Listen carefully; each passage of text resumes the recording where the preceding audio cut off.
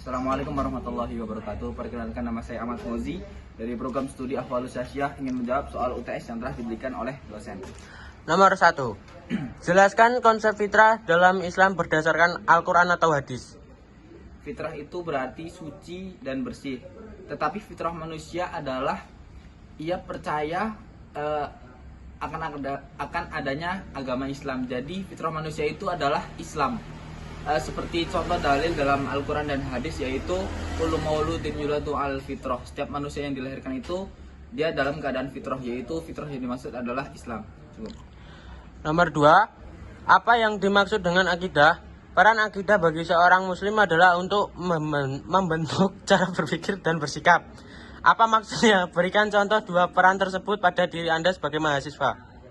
Akidah adalah keyakinan terhadap agama Islam dan apa yang ada di dalam agama Islam. Jadi akidah adalah keyakinan kita terhadap agama Islam dan apa yang ada di agama Islam tersebut. Contohnya adalah seorang melaksanakan sholat karena ia yakin dalam agamanya sholat itu adalah suruhan untuk dilaksanakan kepada umat manusia. Dan contoh yang kedua adalah seorang yang melakukan ibadah puasa karena ia yakin puasa adalah ibadah yang disuruh oleh agamanya melalui perantaranya.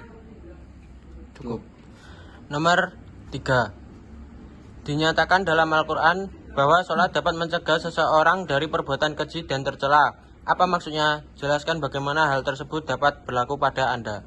Karena sholat adalah tiang agama yang diperintahkan oleh Allah Subhanahu wa Ta'ala kepada orang muslim di dunia.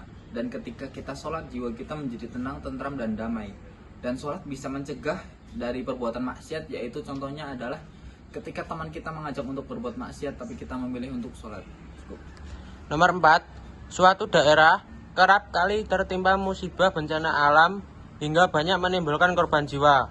Atas saran seorang tokoh, masyarakat diminta untuk melarang atau memberi sesaji ke laut dengan harapan musibah akan berhenti.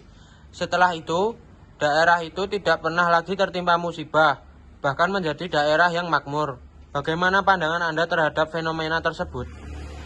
Fenomena tersebut, di mana ada musibah, pasti di situ ada kemaksiatan yang diberi musibah oleh Allah Subhanahu wa Ta'ala. Dan ketika ada seseorang yang memberikan sesajen kepada laut agar tidak tertimpa musibah lagi, maka itu adalah perbuatan yang syirik dan tidak boleh dilakukan. Cukup. Nomor 5. Tujuan penciptaan manusia di bumi ini adalah untuk beribadah. Jelaskan bahwa kegiatan perkuliahan yang sedang Anda jalani ini termasuk salah satu bentuk ibadah. Seperti perkataan Rasulullah SAW, thalabul ilmi fardhatun ala kulli muslimin wal muslimat. Menuntut ilmu itu wajib bagi seorang muslim laki-laki dan muslim perempuan. Dan kenapa perkuliahan bisa menjadi ibadah? Karena Rasulullah pernah berkata, kullu ma'rufin shadaqah, sesuatu yang baik itu adalah sedekah. Cukup. Nomor 6. Jelaskan maksud dari pernyataan belajar rajin bukan penyebab seorang mahasiswa menjadi pandai, dan bekerja keras bukan penyebab seorang pengusaha menjadi kaya. Jelaskan jawabannya. Belajar rajin bukan membuat seorang menjadi sukses. Karena apa? Karena ia hanya belajar tapi tidak dengan usaha. Dan yang kedua adalah bekerja keras bukan menjadi kunci seorang menjadi kaya, karena dia hanya bekerja tapi tidak dengan tawakal kepada Allah. Cukup. Wassalamualaikum warahmatullahi wabarakatuh.